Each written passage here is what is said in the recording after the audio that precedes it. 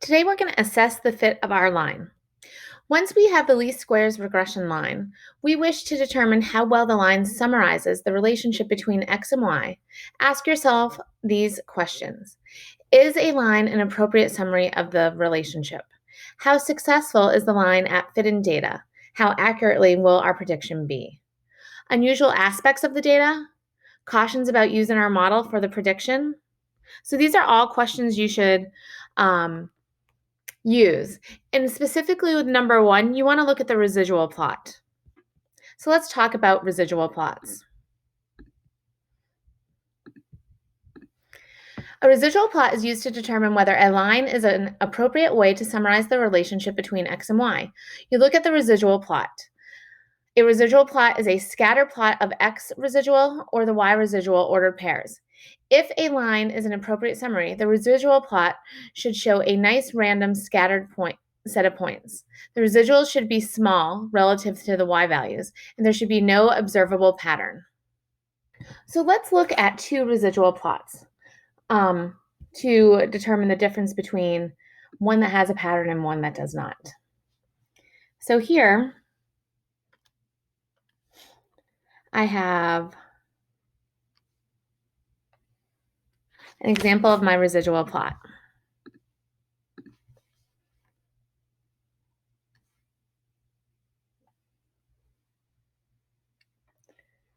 So these are my residuals. This is 0, and this is my explanatory variable.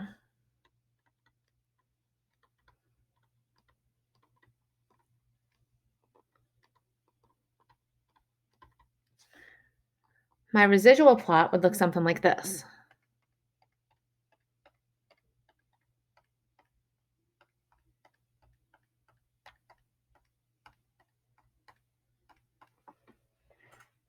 The residuals are relatively small.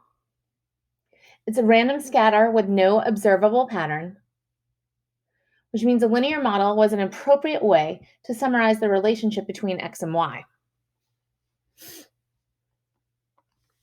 Here's another example of a residual plot. So these are our residuals. This is 0 again. This is my explanatory variable.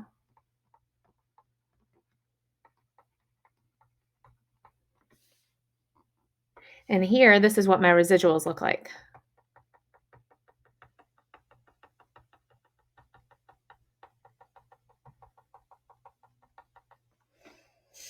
Here, there's a clear curved pattern.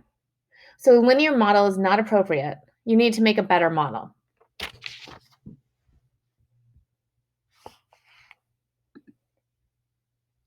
The coefficient of determination.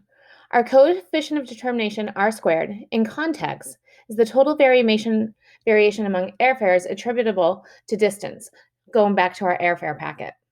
Airfares vary dependent on a lot of factors, so I want you to think of some and name some. Hopefully you're thinking distance,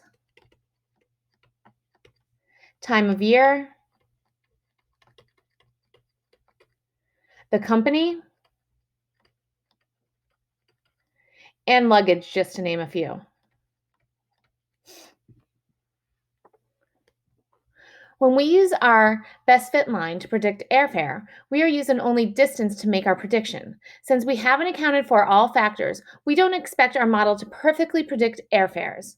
We found r squared, 63.2%, in our airfare packet.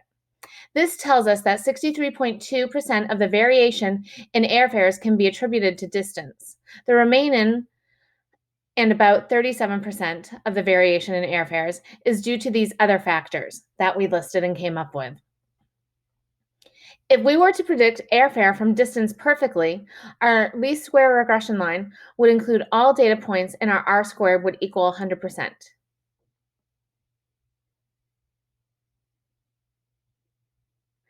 If add-in distance gave us absolutely no useful information with which to predict airfares, our r squared would be 0%. Real models with real data are somewhere in between.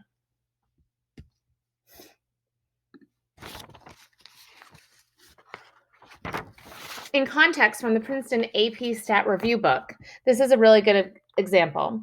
We have data on prior experience, months, and start and salary in thousands of dollars. We think prior experience helps explain start and salaries. Our least square regression line is predicted start and salary is 20.432 in thousands of dollars plus 1.09 times experience with our R squared of being 90.52. About 90.52% of the variation among start and salaries is attributed to prior experience. So there still is about 9.5% of the variation among salaries that remains unexplained. This could be due to other factors such as education, gender, the person the assistant is working for, etc.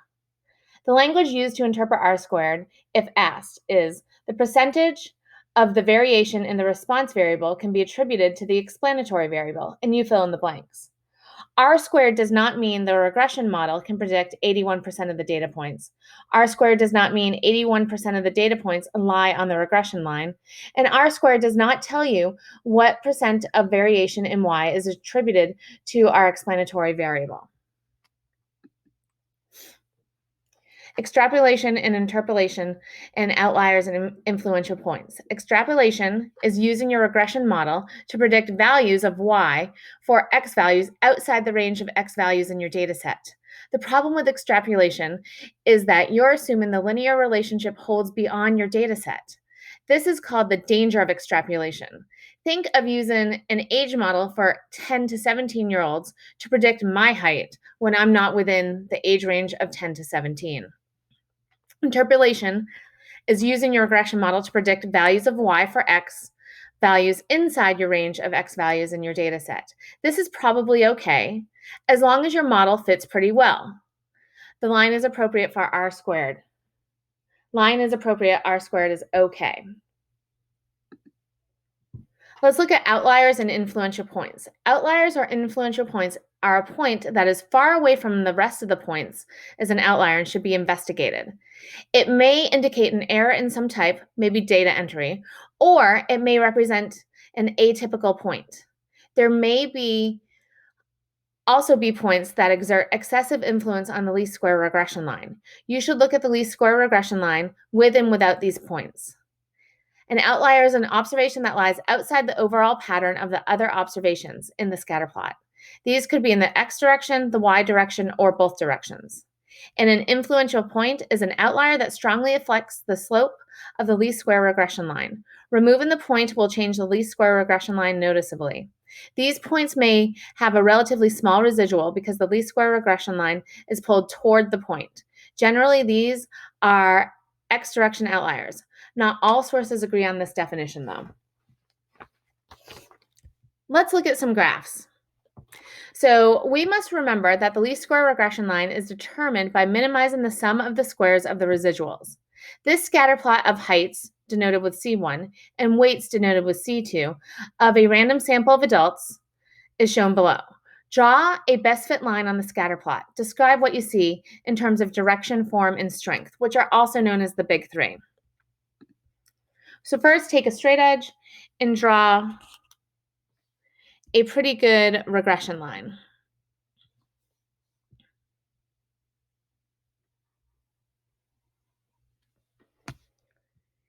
In terms of direction, my direction is positive.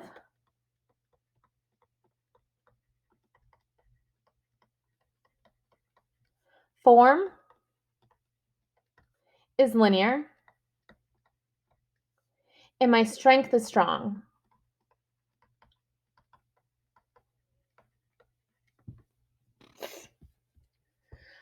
Let's look at some scenarios when we add a point. So draw the same line, best fit line that we had before. And then we'll add a point that reflects the following scenario. So let's first draw our best fit line. And then we're going to add a point that best reflects the scenario. So add Shaquille O'Neal. He fits the general pattern of taller people weighing more and is likely to be an outlier in both height and weight. But his point probably lies very close to the line and is thus not an outlier with respect to the pattern. Such a point is worth noting and wondering about. Here we would know that it's unusual because the individual does not really belong to the rest of the group. What harm does a point do, if any? Well, it has a small residual and doesn't change the slope of the line much, but it may inflate the value of R somewhat. So here, an outlier would be like Shaquille O'Neal would be up here. This is our new point. If I were to continue this, it would be pretty close to my line. So this is an outlier in both height and weight. The residual is small, as noted in the description. Our correlation coefficient goes up, and this is not an influential point. Let's check out another scenario. First, start by drawing your line of best fit again for our data.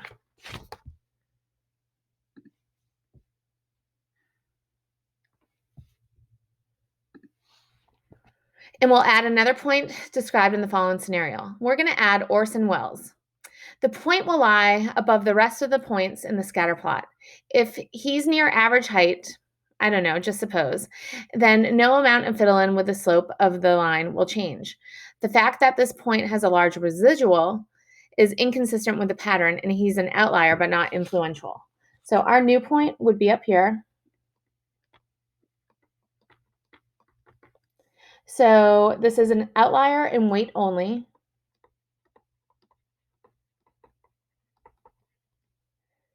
The residual is large.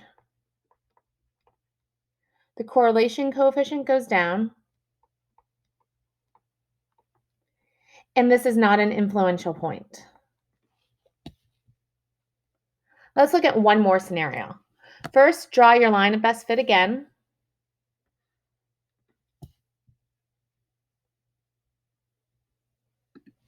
And we'll add a different point. Add someone really tall, but very skinny. This is another outlier.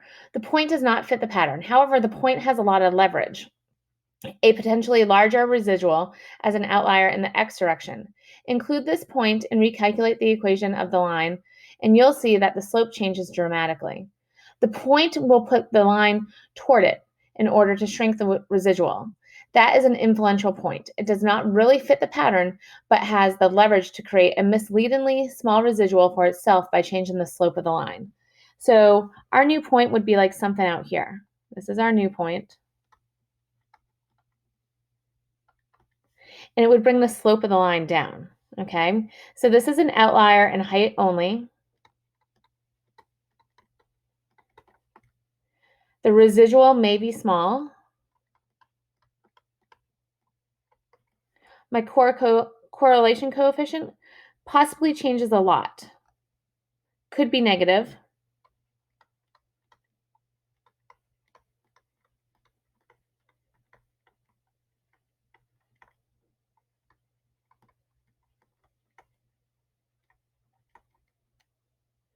And it is an influential point.